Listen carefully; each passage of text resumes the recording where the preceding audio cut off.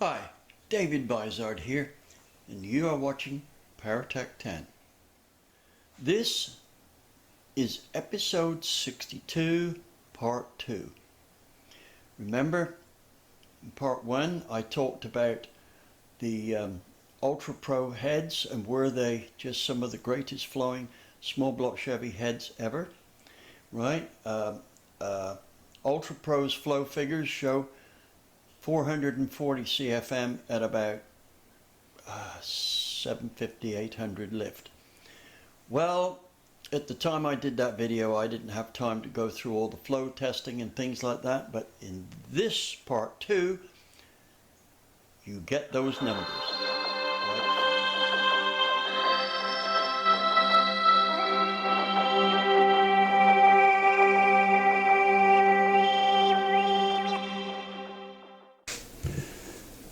These are the heads here, or one of the heads here, that I'm talking about. These are going to be for our big cubic inch engine, which I think I mislabeled as a 468, is actually a 454. Brain fade there, I always remembered that was probably, that combination was 468. Anyway, what I'm going to do is just clean up all this here from where it's had new inserts in it and things like this, and cut the seats just on one cylinder and mold it, right? And it'll probably be one of these cylinders, and then down the road I'll flow it.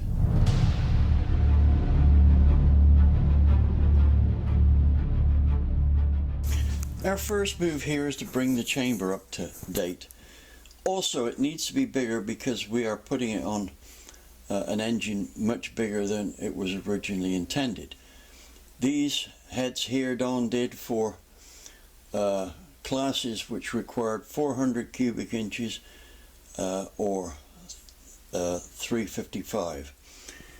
Now I'm going to cut this away here, and to do that I'm going to cut a 1.325 radius cut on this quench area here. So I put a valve in with a center drill there so that I can center this up, and we simply mark it out like so. So that's my first move. I'm going to cut the chamber back to there. So why am I doing this if all I'm doing is going to mold the port?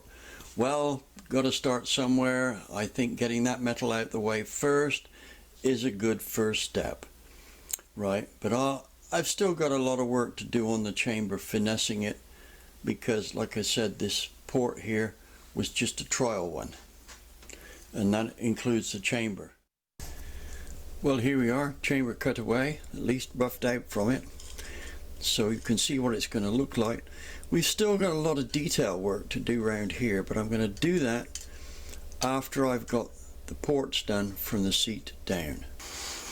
Well, here we have the finished ports. I'm not going to bother to show you up through the ports because you'll see the form after I've molded them, but they're ready for molding. But there is one thing here that I want to point out before I forget, right? When Don originally did these heads, they were for a 50 or a 55 degree seat.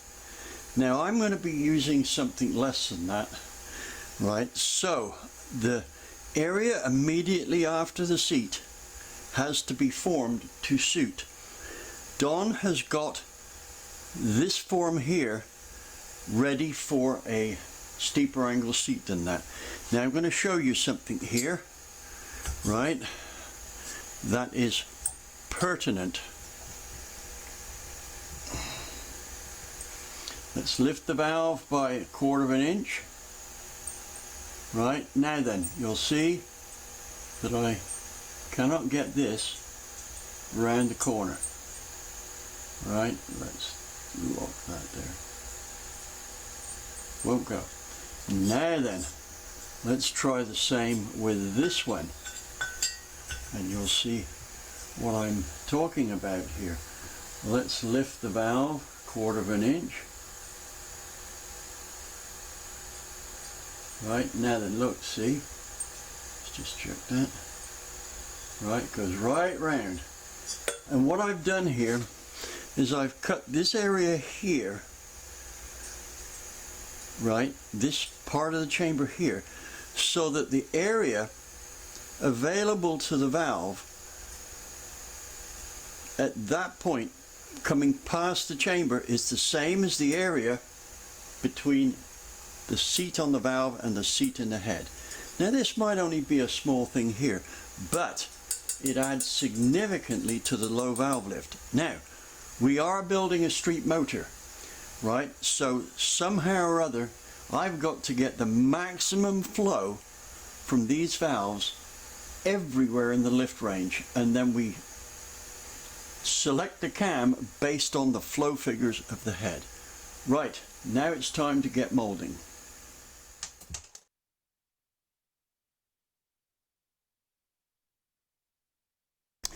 Now I have gone through the basic sequences of ops necessary to mold the port, but I'm briefly going to go through what I'm doing here, right, just to reinforce the situation.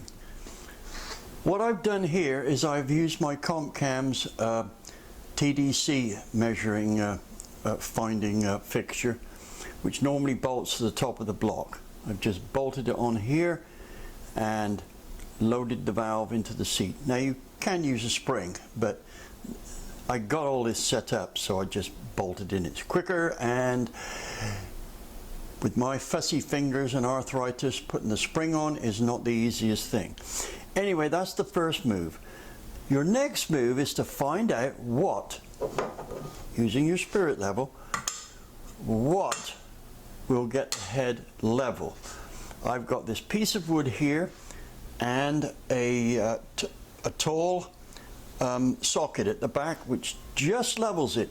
Now you need to have it pretty level, especially across this way, and you need to use the minimum number of pieces to do it, because we're going to have to lean this port over when we start pouring, because it will form an air bubble at this part of the port, because it's going like this, or it will have a tendency to not flow well into there. So I'm going to lean the head this way and half fill the port, then take it back and put it on that socket. So that's my next move.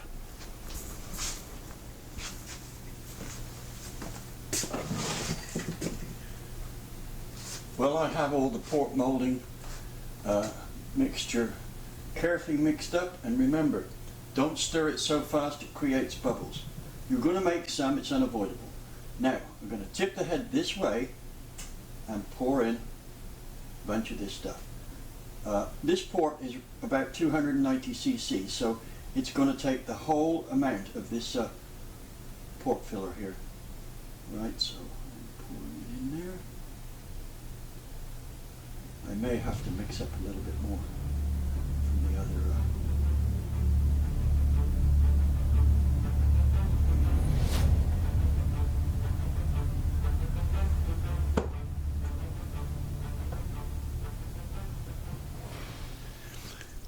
Well, here's the port poured.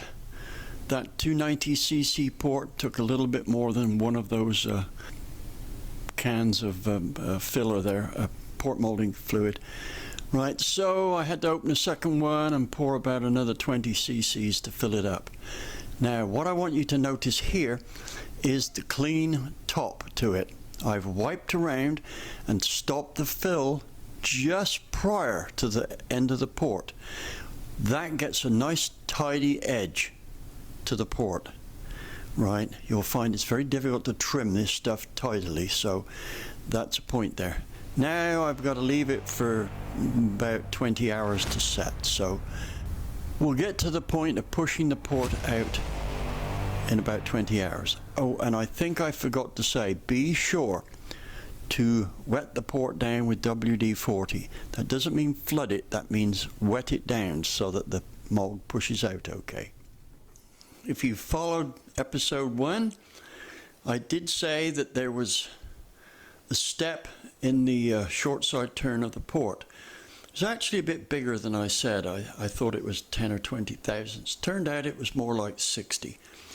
Anyway, Don at UltraPro did say that with a step that big, I might not make the flow numbers that they show on there. But here's the shape of the port. Now I want you to look at that. Of course, it doesn't give you much of an indication of how much different that port is than a stock port. So let's look at 180cc regular small block Chevy intake port.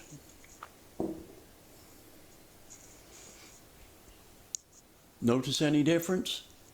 Yes, that is a big port, right? Now let's have a look at a big block Chevrolet port. This is a 315. And I'll put it next alongside this one here. And you can see that the UltraPro small block port is pretty big. It CCs out at about 290 something, right? Now,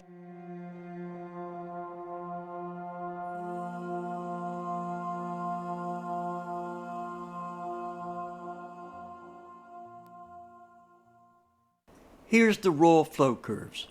Other than the numbers, these won't mean a lot to many of you. What we see here is 409 CFM from 900 on up, and 278 CFM peak flow on the exhaust. To put those numbers into perspective, here's how they compare to a multi-race winning set of dart heads I ported a while back. The thin lines are the dart heads. Let's just do a summary here. Some of you may be confused at the fact that my flow figures are way short of what Don Lucito at UltraPro is getting. Well, two reasons for that. If you expect me, even with my 60 plus years of experience porting, to hit Don's flow numbers right off the bat, think again. Don is one of the premier head porters on the face of the planet. Why don't we read more about him? He's not real good at getting publicity, that's why.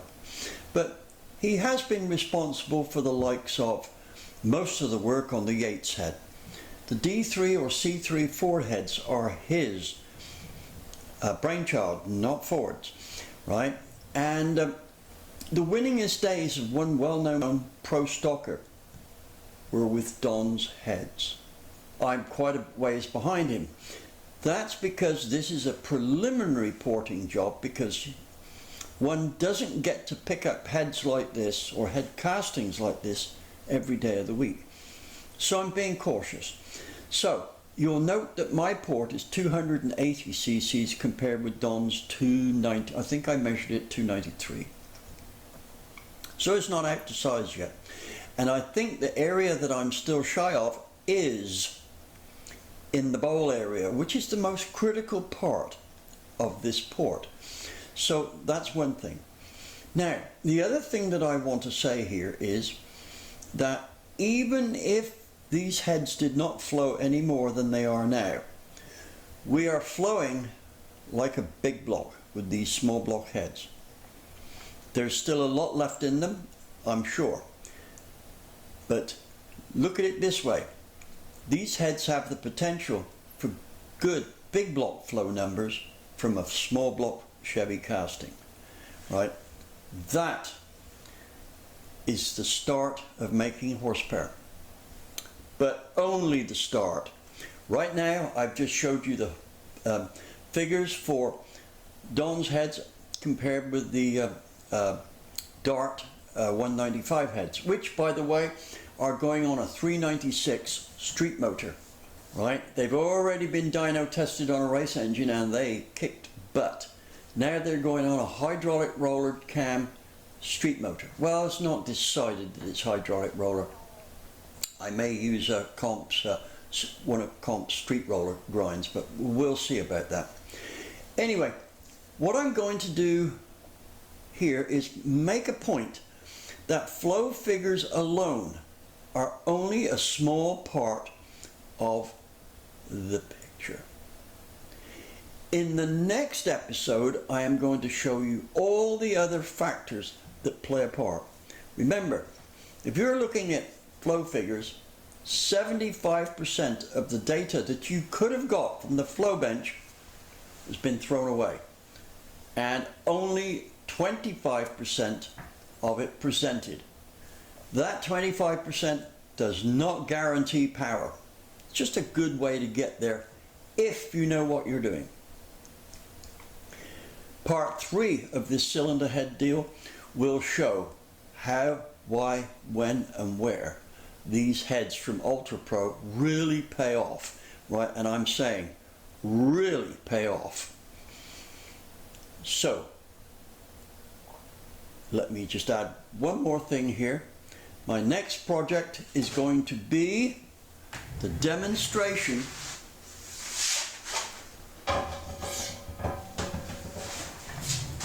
of this wheel timing in the cam on Sean's out of the picture 350 motor for his Model A. Hopefully see you on that very shortly. Thank you.